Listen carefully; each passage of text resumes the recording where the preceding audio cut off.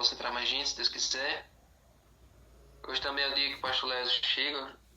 Acredito que ele vai ficar na casa do pastor Fernando. Mas onde quer que ele fique, Deus veja ele. Então vamos lá. É quinta, dia 5. Agora eu percebi que essa semana tá acompanhando assim, segunda 2, terça 3, quarta 4, quinta 5. É muito raro isso acontecer, o mês acompanhar o dia, né? E eu tô percebendo também que o autor ele tá correndo aqui com o livro de Filipenses, né? A gente aí ainda tem que recomeçar Colossenses para ir. Eu acho que nós estamos na sexta semana, né? A partir da sétima, da oitava, a gente já cunha de Colossenses até o final. Então vamos lá. Filipenses 3, do 10 ao 16. Diz assim: o que eu quero é conhecer a Cristo e o poder da sua ressurreição, tomar parte nos seus sofrimentos e me tornar como ele na sua morte, para de algum modo alcançar a ressurreição dentre os mortos. Então o desejo de Paulo era conhecer Jesus, né, e sofrer ali, passar pelo mesmo que ele passou e ter a mesma morte que ele teve. Olha como era esdrúxulo, né, esse sonho de Paulo. A gente olha assim, como é que pode a pessoa sonhar, sofrer? Só ter como um sonho sofrer igual a Jesus. Todos nós olhamos para o sofrimento de Cristo e nós ficamos comovidos, ficamos constrangidos e entendemos que aquilo foi nosso lugar. Entendemos que aquilo ali foi pagando o preço que era para a gente pagar. E aí, a gente nunca quer passar por aquilo ali. A gente nunca tem essa vontade de, Jesus sofreu, eu quero sofrer isso também. A gente não deseja isso.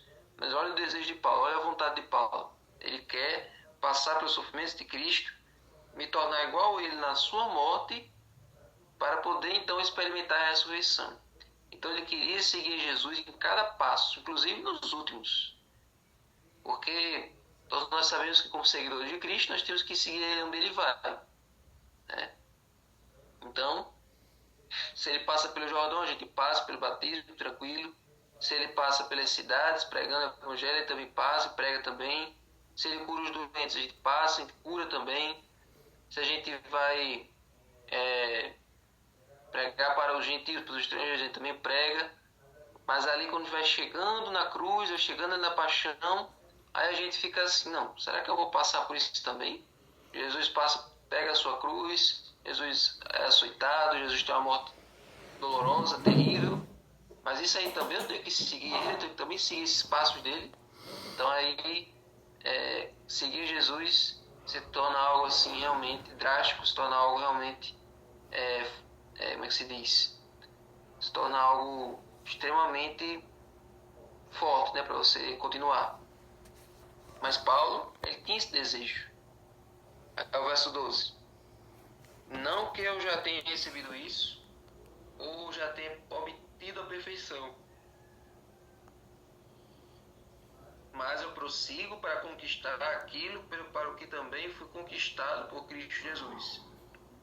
Irmãos, quanto a mim, não julgo havê-lo alcançado, mas uma coisa eu faço, esquecendo-me das coisas que ficam para trás e avançando para as que estão diante de mim, prossigo para o alvo, para o prêmio da soberana vocação de Deus em Cristo Jesus. Amém? Então é muito bom quando a gente está estudando as cartas de Paulo, porque toda hora a gente encontra um versículo famoso. Muito bom estudar as cartas de Paulo, porque o tempo todo é um versículo famoso, um versículo conhecido. Então, agora nós vamos entender, vamos destrinchar aqui esses versos. Vamos destrinchar aqui o que Paulo está dizendo. Então, não há nada mais importante do que conhecer a Cristo, o que nos garante que Ele também nos reconhecerá diante do Pai. Inclusive, lá em Mateus 7, 21 e 23, Jesus diz: aquele que me confessar diante dos homens, eu também o confessarei diante do Pai.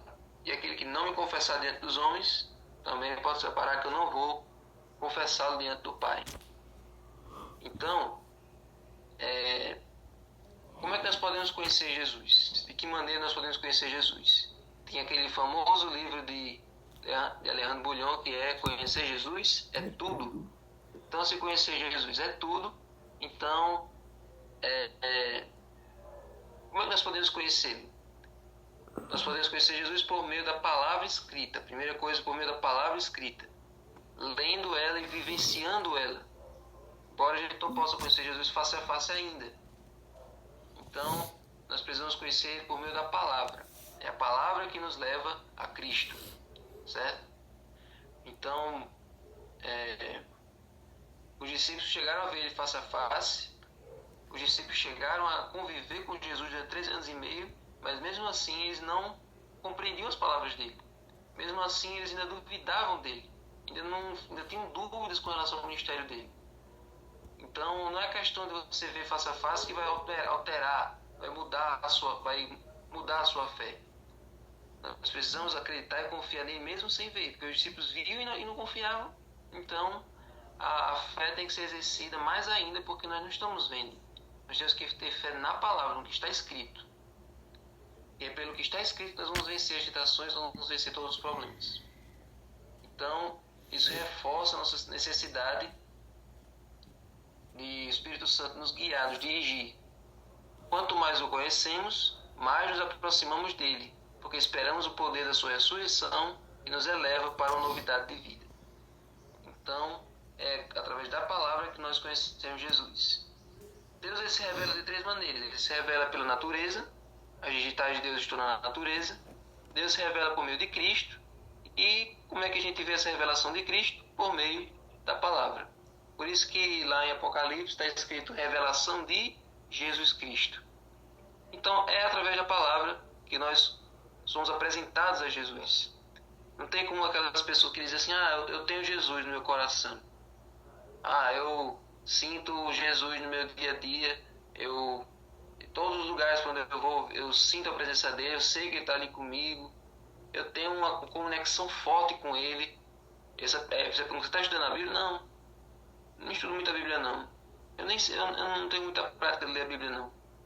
Como é que essas pessoas têm comunhão com Jesus? Como é que essas pessoas conhecem Jesus, querem se parecer com ele, sendo que nem leem a Bíblia? É na Bíblia que a gente conhece Jesus. O Jesus da Bíblia é o único Jesus verdadeiro. Porque as pessoas criam Jesuses personalizados.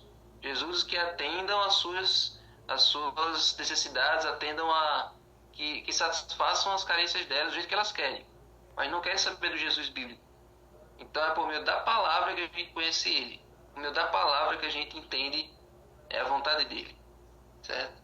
E a segunda maneira de nos aproximarmos dele é tomando parte nos seus sofrimentos. Então cada provação enfrentada, cada experiência dolorosa, nos ajuda a entender melhor o que Jesus passou por nós e a conhecer a sua vontade de forma mais clara. Então, entenda que cada provação, cada angústia, é tudo uma forma de a gente ser co-participante dos sofrimentos dele. Lembrando que não existe nenhuma provação, não existe nenhuma tentação que venha para nós que seja mais difícil, ou seja, algo mais complicado do que Jesus sofreu. Porque, Hebreus 2,18 diz assim: pois naquilo que ele mesmo sofreu, quando foi tentado, é poderoso para socorrer os que são tentados. Olha aí. Então, em tudo aquilo que ele foi tentado, ele pode nos ajudar a vencer também. A gente também foi tentado. Tanto nas tentações da carne, como tentações para qualquer coisa. Todas as tentações que a gente sofre, Jesus também sofreu. Não existe nada mais perigoso, não existe nada mais difícil, nada mais complicado para nós do que foi para ele. Então, olha o capítulo 4, verso 15. Porque não temos sumo sacerdote que não possa se compadecer de nossas fraquezas. Pelo contrário, ele foi tentado em todas as coisas, a nossa semelhança, mas sem pecado. Então, se ele venceu as tentações, se ele venceu as provações, é sinal que a gente pode sim participar dos sofrimentos dele, a gente pode sim participar pelas dores, pelas angústias dele, porque confiando nele, a gente vence também. Então, não é algo absurdo, não é algo fora do comum, não é alguma coisa de maluco perguntar, pedir, assim como Paulo, que o Senhor nos deixe passar pelos sofrimentos que ele passou, porque se cada sofrimento ele superou, cada sofrimento ele venceu, a gente vence também. Amém. E era uma honra para os discípulos de Jesus sofrer como ele. Cada vez que os discípulos eram açoitados, ou apedrejados, ou escorraçados de uma cidade, por amor ao Evangelho, eles cantavam, eles louvavam a Deus, eles pulavam de alegria, porque eles estavam ali vivenciando um pouquinho do que Jesus sofreu. Quando é que nós vamos ter essa mesma mentalidade? Ter essa mesma percepção?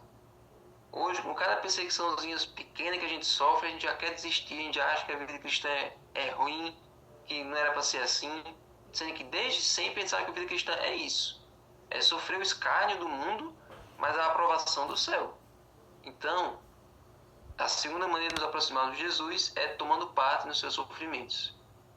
E a terceira forma é avançando para o alvo, é avançando para a meta, para o objetivo.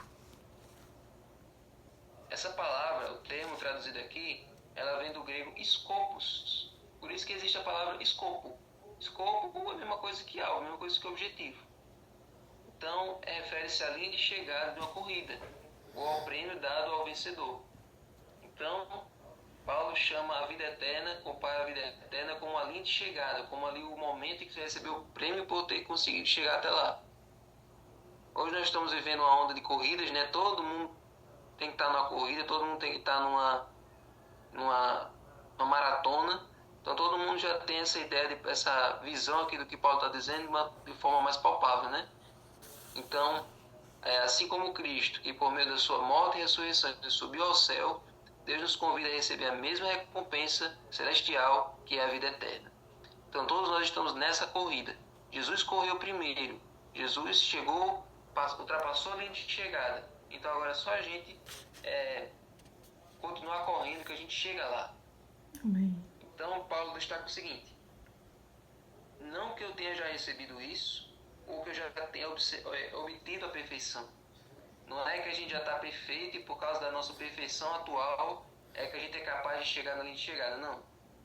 A gente está galgando passo a passo, deixando o que passou para trás e olhando apenas para frente. O nosso objetivo agora é tentar ser o mais semelhantes a Cristo em todos os aspectos possíveis. Cada vez que a gente vai tentando se parecer com Ele, tentando imitar o comportamento dele, as palavras dele, a maneira como ele agiria se estivesse nas mesmas situações que a gente está, à medida que a gente vai se parecendo com ele, mais longe a gente vai indo nessa corrida, mais quilômetros a gente vai percorrendo nessa maratona. Então era nisso que Paulo se concentrava. Numa corrida a gente não se prende ao passado e nem se preocupa com quem ficou para trás. Já viu um corredor ele lá na frente, vale meu Deus, tem uma pessoa lá na última posição, vou voltar para buscar ela. Não. O corredor ele vai sem prestar atenção no que ficou para trás, apenas focado na trajetória dele. A salvação também é isso. Claro que a gente tem que se preocupar com os outros que ainda não conhecem a salvação. Não é nesse sentido. É nesse sentido que tem pessoas que se preocupam tanto com o seu passado, ficam tão atreladas à sua vida de pecados, acham que Deus não vai perdoar, acham que para eles não tem mais jeito, e essas pessoas esquecem de progredir na vida cristã. Lembre-se que quando você foi batizado, lembre-se que quando você entregou Jesus, quem você era antes foi zerado. Você não tem mais pecado, você está limpo, você está completamente restaurado. A partir do momento que você se batizou, agora é diário. Todos os dias você precisa fazer essa limpeza, você precisa pedir perdão dos seus pecados para que Jesus lhe purifique dia a dia. Mas aquilo que você viveu antes, ele já zerou, ele já apagou, ele já formatou. Então, não se prenda mais ao passado. Foque no futuro, foque no que vem por aí. Sua meta deve ser o céu. Então todas as suas atitudes, todas as decisões que você toma no dia a dia é visando o prêmio, é visando o dia em que nós todos vamos ser perfeitos. Amém. Hoje nós não temos como ser perfeitos. Hoje é uma meta que nós estamos procurando alcançar. Mas lembrando que essa busca pela perfeição não é algo que a gente deve se martirizar, não é algo que a gente deve se torturar, se cobrar demais todos os dias. Eu errei nisso aqui, eu vou me chicotear agora por eu ter errado nisso aqui. Não é essa busca pela perfeição que nem os eremitas fazem, né? Os eremitas eles vão para uma montanha, arma uma tendazinha só para ele, se isola da sociedade para atingir um patamar, atingir não é karma não, é uma casta superior de santidade, espiritualidade. Não. É vencendo pecado após pecado, falha de caráter após falha de caráter, até chegar o dia em que Jesus vai nos transformar por completo. Então, a perfeição completa nos aguarda no dia da volta de Jesus. Ok? Então, aquele desejo lá da Bíblia que diz: sede perfeitos, como perfeito vosso Pai, é vosso Pai Celeste, não tem como a gente alcançar essa perfeição total agora. É a nossa meta, é o nosso plano, é o nosso objetivo. Então, o nosso foco tem que estar exclusivamente focado nisso. Não se prenda ao passado. Mantenha-se com os olhos fixos no futuro. Mantenha-se com os olhos fixos naquilo que um dia nós vamos todos receber. E é assim que nós vamos nos parecendo com Cristo, é assim que a gente vai vencendo o pecado, e é assim que a nossa caminhada cristã vai cada dia mais progredindo. Existem pessoas que são estagnadas na vida cristã, porque essas pessoas se apegam demais ao passado ou ficam muito ansiosas, muito estressadas com os problemas do presente. Não deixe a bagagem de trás para trás. Não fique muito preso ao presente também. Foque no futuro. Foque no futuro. Então, que essa possa ser a lição que vai ficar no seu coração hoje.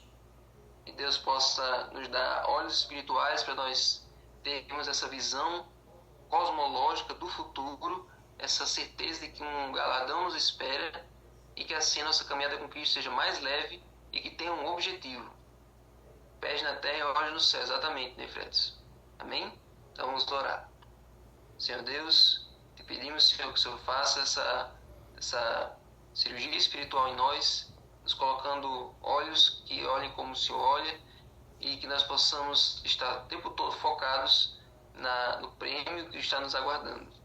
E possamos, Senhor, assim termos essa motivação para não desanimarmos na vida cristã. Existem irmãos mais antigos que desanimam por causa da dificuldade dos estudos, por causa das dificuldades da igreja, ou então alguns que ainda não conseguiram se perdoar por coisas do passado. Então, Senhor, nos liberta dessas travas que nos impedem de continuar nessa maratona, de continuar nessa corrida. Então, Senhor, desembaraça cada um aqui, dá uma motivação, um gás extra para todos eles, para que a vida cristã tenha um objetivo, tenha um foco, tenha um propósito, que eles nunca desistam, que nada abale eles, que nada tire eles de tempo e que nada faça eles desistir dessa caminhada, dessa corrida. Fica conosco. Agora abençoe o estudo do livro Os Pedimais. Em nome de Jesus. Amém.